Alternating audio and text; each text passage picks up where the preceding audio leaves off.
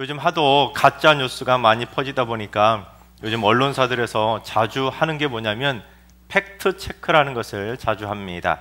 오늘 설교 제목도 부활을 믿으세요 라고 되어 있다 보니까 여러분 중에 없으실 텐데 혹시라도 에이 다른 건 몰라도 부활을 어떻게 믿어? 그렇게 반신반의하시는 분들이 혹시 있을지 모르겠지만, 그래서 제가 오늘 이 시간에는 부활에 대해서 팩트 체크를 해드리려고 합니다.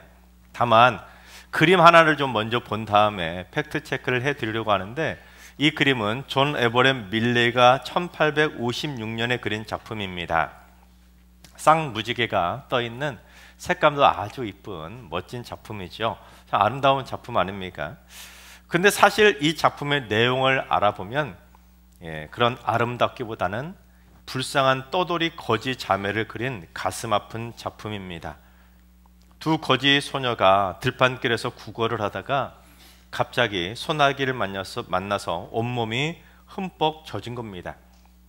그런데 둘 중에 언니가 지금 지그시 눈을 감고 있는데, 이처럼 이 언니의 목에 하얀색 팻말이 걸려 있습니다. 뭐라고 써 있냐면 Pity the blind. 이 가엾은 이 맹인 소녀를 불쌍히 여겨달라는 겁니다. 자기는 앞을 보지 못하니까 도와달라고 말을 못하니 이 글을 보면 알아서 좀 도와달라는 그런 팻말이죠. 얼마나 짠합니까? 그래서 이 작품의 제목이 바로 눈먼 소녀입니다. 언니가 앞을 보지 못하는 거예요. 떠돌이 거지 자매라는 사실만 해도 불쌍한데 언니가 앞까지도 못 보는 장애인이니 여러분 얼마나 불쌍한 자매입니까? 언니의 무릎에는 아코디언의 일종인 콘서티나라고 하는 악기가 놓여 있는데, 이 언니가 길에서 이걸 연주해 가면서 그동안 구걸을 해왔던 겁니다. 그런데 그날도 구걸을 하고 있는데 갑자기 소나기가 내리니까 맹인 언니가 빨간 망토를 가지고 동생까지 쫙 이렇게 덮어주고 동생이 무서워하지 말라고 손도 꼭 잡아주고 있었습니다. 그런데 소나기가 그치고 나자 쌍무지개가 뜬 겁니다. 그런데 밀레이가 이 작품을 처음에 그리고는 전시회를 열었더니 화가들도 아니라 과학자들이 이 그림을 보고 팩트 체크를 한 겁니다. 여러분, 밀레이가 처음에는 이 무지개를, 쌍무지개를 어떻게 그렸냐면 빨주노초 파남보, 빨주노초 파남보 두 무지개를 똑같이 그렸습니다. 그런데 과학자들이 이 그림을 보고는 무지개를 잘못 그렸다고 팩폭을 한 겁니다. 여러분, 이 무지개가 뭐가 잘못된지 혹시 아시겠습니까? 여러분, 무지개가 뜨면은 보통은 바깥쪽부터 빨주노초 파남보 이렇게 떠요. 그런데 쌍무지개가 뜰 때는 이게 뒤바뀐다는 거예요. 그래서 빨주노초 파남보 이런 식으로 바깥쪽으로 전혀 반대 방향으로 색깔이 바뀐다는 겁니다. 과학자들이 그걸 지적한 거예요. 과학자들이 팩폭을 하자 결국 밀레이도 이처럼 살짝 티 안 나게 색깔을 바꿔놓았습니다. 그런데 동생이 이 쌍무지개를 쫙 바라보면서 언니 쌍무지개가 떴어! 그러고는 무지개 모양이 어떤지 색깔은 어떤지 열심히 언니에게 무지개에 대해서 설명을 해준 겁니다. 하지만 동생이 무지개를 설명해주는 그 말을 듣고 언니가 그 무지개를 과학적으로 맞는지 진짜 무지개가 존재하는지 이런 팩트 체크를 할 수 있을까요? 못하는 겁니다. 아무리 동생이 열심히 무지개에 대해서 설명을 해주어도 여러분 보지 못하니 언니는 그걸 제대로 볼 수도 믿을 수도 없는 겁니다. 얼마나 답답하겠습니까? 그래서 언니가 이 동생의 말을 듣고는 도대체 쌍무지개가 뭘까? 손의 감각으로라도 체크해 보려고 이처럼 풀을 만지작 하고 있는 겁니다. 여러분, 이렇게 풀을 만져서라도 무지개가 어떤 존재인지 어떻게 생겼는지 알 수 있을까요? 모르는 거죠. 그러니 어떻게 쌍무지개를 제대로 알고 쌍무지개의 존재를 믿을 수가 있겠습니까? 분명히 존재하는데도 보지 못하면 제대로 알 수도 없고 믿을 수도 없는 겁니다. 그래서 이 그림은 참 아름다운 색감을 가진 작품이면서도 알고 보면 참 불쌍하고 짠한 그림입니다. 그런데 부활을 설명하는 것도 마찬가지입니다. 여러분, 제 아무리 죽어라 부활을 설명해도 우리의 영안이 열리지 않으면, 우리가 영적인 맹인이면 동생이 쌍무지개를 아무리 설명해줘도 언니가 앞을 볼 수 없어서 팩트를 체크할 수도 없고 무지개의 존재를 확인할 수 없는 것과 마찬가지인 겁니다. 부활만 그런 게 아니죠. 천지 창조부터 성경에 나오는 수많은 기적들을 설명하는 것도 우리의 믿음의 영안이 열린 사람은 팩트체크 굳이 할 필요가 없이 믿음이 있으니 하나님의 존재도 믿게 되고 천지 창조뿐 아니라 성경에 나오는 수많은 기적들이 다 훤히 보이고 믿어지게 되는데, 믿음의 영안이 열리지 않으면, 믿음이 없으면 백날 설명해봐야 스스로 어설프게 팩트체크를 하니까 믿을 수 없게 되는 겁니다. 아무리 부활이 쌍무지개처럼 아름다운 일이라고, 아름다운 것이라고 아무리 말해줘도 믿음이 없으면 볼 수도 없고, 영안이 열리지 않으면 만질 수도 없고, 결국에는 천국에 갈 수도 없는 겁니다. 그래서 믿음의 영안이 열리지 않은 사람에게는 성경의 내용을 하나하나 팩트 체크를 해가면서 설명한다는 거, 사실은 그게 불가능한 겁니다. 따라서 우리는 굳이 팩트 체크를 하지 않고도 아름다운 천국의 복음을 제대로 보고 제대로 믿을 수 있도록 믿음의 영안이 활짝 열릴 수 있기를 간절히 사모해야 하는 것입니다. 우리 옆 사람에게 인사할까요? 영안을 열어보세요. 여러분, 오늘 이 시간 부활절 오셨잖아요. 부활절에 특별히 여러분의 영안을 활짝 열어보시기 바랍니다. 제가 지금껏 그래도 한번 부활에 대해 팩트 체크를 해볼 테니까 아름다운 복음을 들어보시고 부활에 대해서 확실히 믿게 되는 복된 날 되시기를 주님의 이름으로 축원합니다. 첫째, 예수님의 부활은 분명한 역사적 사실인 것입니다. 12절을 봉독해 보겠습니다. 그리스도께서 죽은 자 가운데서 다시 살아나셨다 전파되었거늘 너희 중에서 어떤 사람들은 어찌하여 죽은 자 가운데서 부활이 없다 하느냐. 사도 바울은 고린도 교회 성도들에게 예수님이 부활하셨다는 소식이 이미 다 전파되었는데 어떻게 아직도 너희들 중에 부활이 없다는 사람이 있냐는 것입니다. 답답하다는 거예요. 여러분, 왜 답답했을까요? 사도 바울은 지금 예수님을 믿지 않는, 교회 다니지 않는 세상 사람들에게 이 말을 하는 것이 아닙니다. 고린도 교회 누구들에게? 성도들에게, 하나님을 예배하는 믿음의 백성들에게 지금 부활이 있다고 수없이 전파되었는데 어떻게 너는 교회 안에 있으면서도 부활을 믿지 못하냐는 것입니다. 만약에 죽은 자의 부활이 없다면 예수님도 다시 살아나지 못하셨을 것이고 우리는 하나님의 거짓 증인이 되는 거 아니냐는 것입니다. 그러니까 무슨 말이겠습니까? 2000년 전이나 지금이나 교회를 다니면서도 영안이 열리지 않아서 예수님의 부활을 믿지 않는 성도들이 있다 없다? 있다는 거예요. 그래서 지금 바울이 얼마나 답답했으면 부활을 믿지 않고 교회 다니는 성도들에게 팩트 체크를 해보려고 부활을 설명한 겁니다. 그런데 영국의 인쇄 관련 광고 대사를 경영했던 엘버트 헨리 로스라고 하는 사람이 있었는데 이 사람이 글을 정말로 잘 써가지고 어느 날 프랭크 모리슨이라고 하는 필명을 가지고 작가로 등단을 하게 됩니다.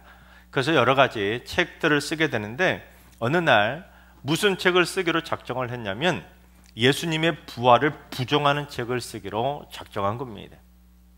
부활을 증명하는 것이 아니라 부정하는 책을 쓰기로 작정한 거예요.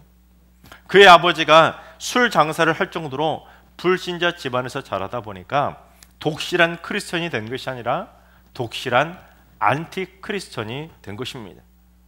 때문에 믿음이 없으니 영안이 열리지 않아서 부활을 믿지 않았던 그는 예수의 부활이 그저 신화에 불과하다는 것을 하나하나 팩트 체크하기 위해서 뭘 썼냐면 예수 마지막 단계라는 제목의 논문을 먼저 쓰게 됩니다. 그래서 부활이 거짓이라는 것을 증명해 보려고 한 것이죠. 예수의 마지막 단계는 죽음으로 끝이 나는 것이지 부활은 없다라고 논문까지 쓰려고 한 것입니다. 하지만 그가 예수의 십자가 사건과 죽음, 부활에 대한 팩트 체크를 하나하나 해나가다가 어느 날 오히려 믿음이 생겨 영안이 열리게 된 겁니다.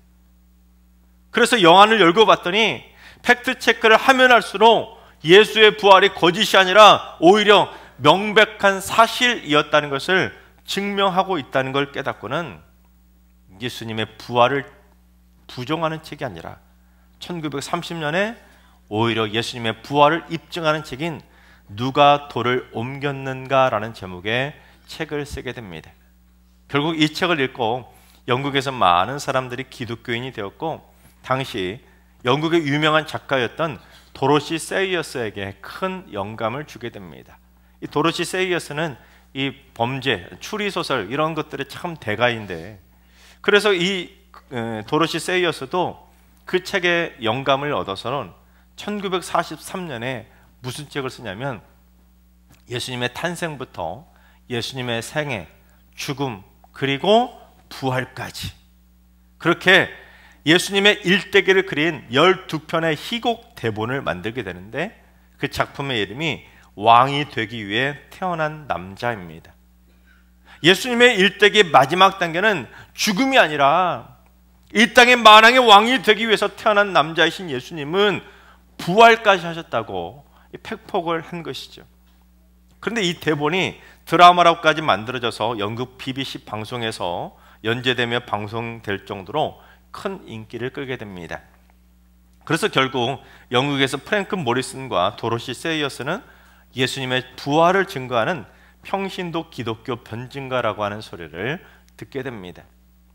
그처럼 예수님의 부활은 초대교회 일부 몇 사람만 반짝 믿었다가 쑥 사라져버리는 신화가 아니라 2000년이 지난 지금까지도 수많은 사람들에게 역사적 사실로 믿어지고 있고, 그 부활이 전파되고 증거되고 있는 분명한 사실 중에 사실인 것입니다.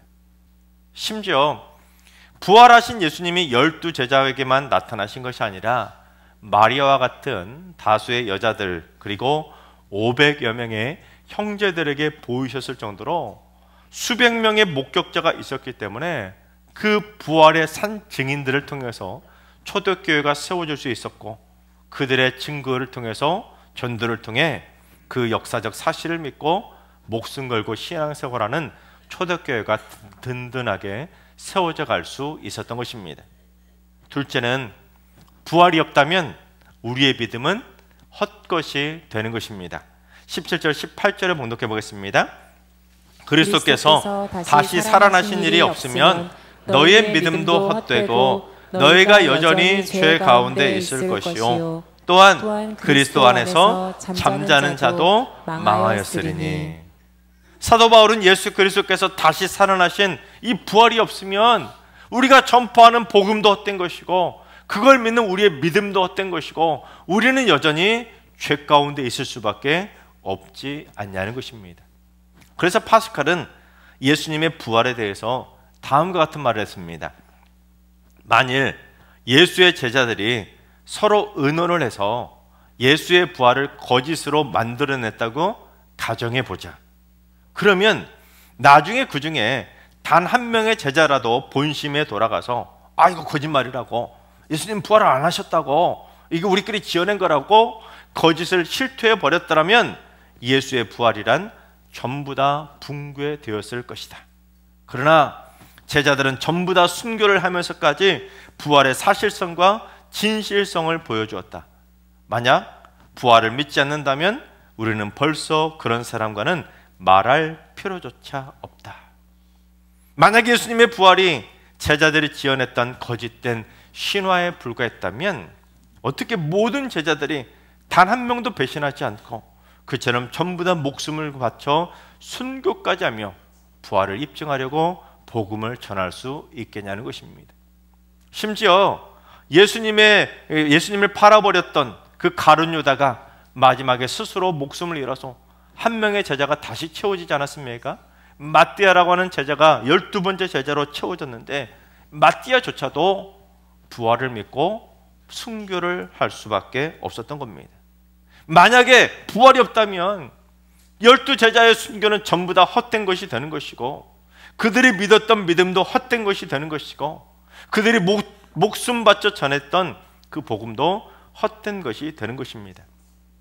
그런데 그처럼 잔인하게 죽게 되었는데도 12 제자 중에서 단 한 사람도 부활을 부인하지 않고 순교를 선택했다는 것은 뭘 말하겠습니까?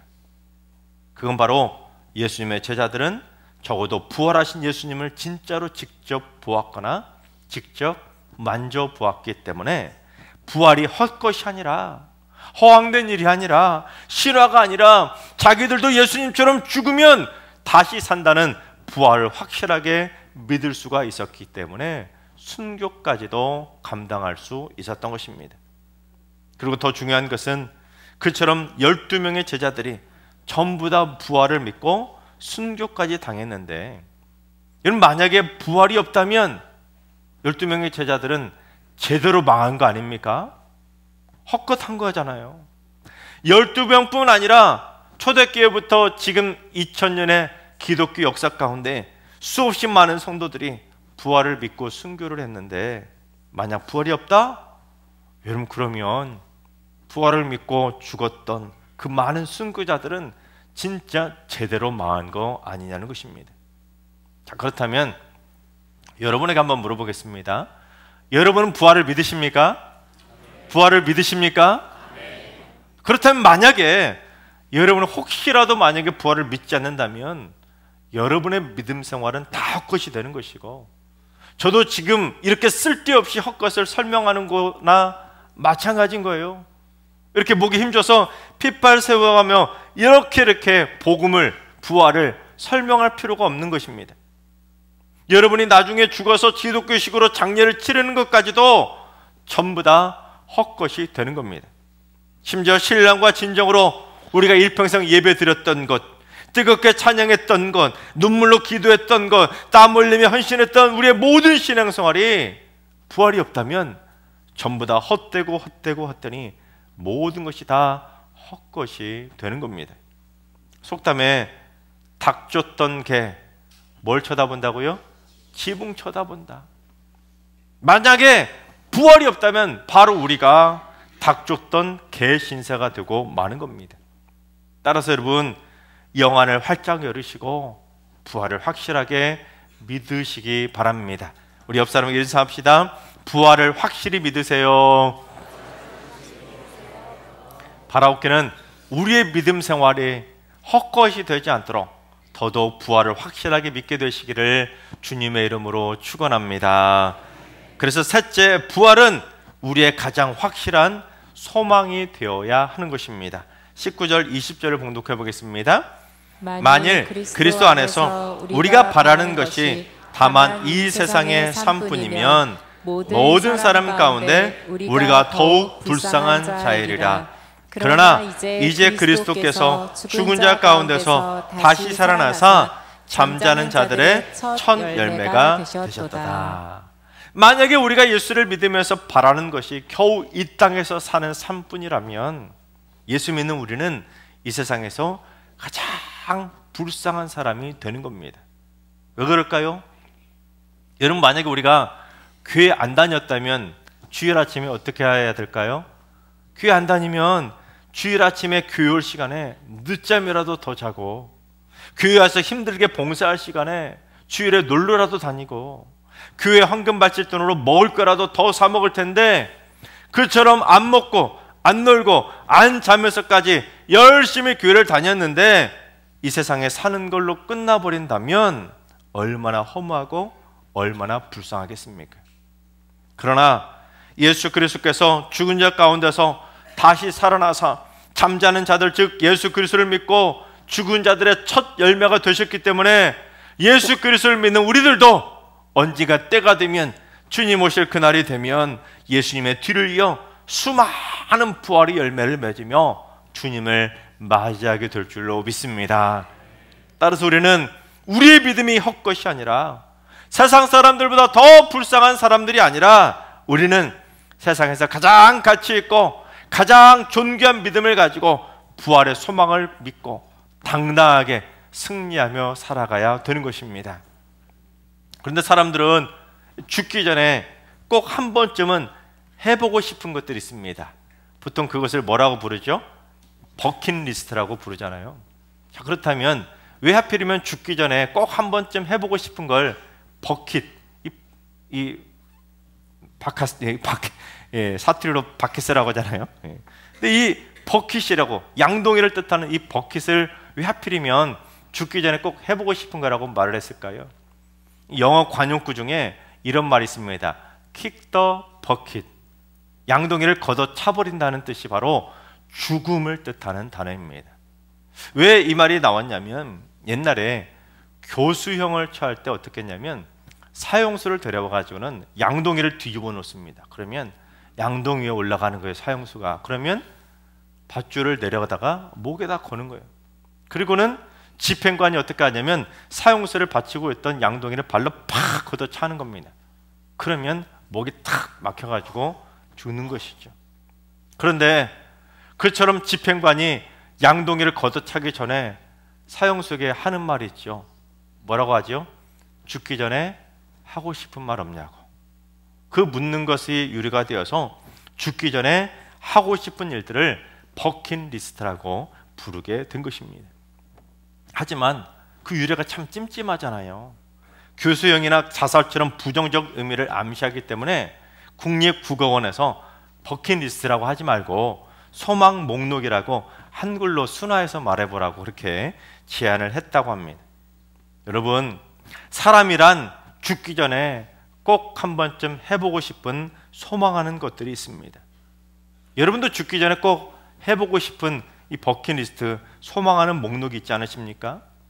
저도 여러 가지 죽기 전에 꼭 해보고 싶은 버킷리스트가 있지만 그 중에 저는 미술하고 그림을 참 좋아합니다. 미술을, 그림하고 자연을 참 좋아합니다. 그래서 제가 만약에 나중에 은퇴를 하게 되면 전 세계 미술관들을 쭉 투어 좀 해보고 인간의 손길이 닿지 않은 오지의 자연을 여행해 보는 것이 제 소망입니다. 하나님이 천지를 창조하셨을 때 그 태고적 자연의 신비를 한번 느껴보고 싶은 거죠. 그러나 우리는 죽기 전에 이 땅에서 꼭 해보고 싶은 것만 소망하며 바랄 것이 아니라 반드시 우리가 죽은 다음에 꼭 이루고 싶은 부활을 소망하며 살아가야 하는 것입니다. 돌멩이도 굴러가면 박힌다는 속담처럼 이 겨자씨만한 작은 믿음을 갖고 있더라도, 부활에 대한 믿음이 겨자씨만한 작은 믿음이라 할지라도 부활을 믿고 소망하면서 담대히 한 걸음 한 걸음 신앙의 발걸음을 걸어가다 보면 언젠간 결국 부활할 때가 찾아오게 되는 것입니다. 우리 옆 사람에게 인사할까요? 부활해서 꼭 다시 만납시다. 하나님께서 사랑하신 여러분, 예수 그리스도께서 부활하셨습니다. 예수님께서 잠자는 자들의 첫 열매가 되셨기 때문에 이제 우리들 차례입니다. 우리의 신앙생활이 결코 헛것이 되지 않도록 우리의 믿음도, 우리의 예배도, 기도와 찬송도, 전도와 선교와 헌금도, 우리의 모든 헌신도 절대로 헛것이 되지 않도록 우리의 영안을 활짝 열고 부활을 더더욱 확실하게 믿으시기 바랍니다. 그래서 먼 훗날 우리 모두 부활의 차례가 되었을 때 부활의 영화로운 몸으로 기쁘게 다시 만나게 되시기를 주님의 이름으로 축원합니다.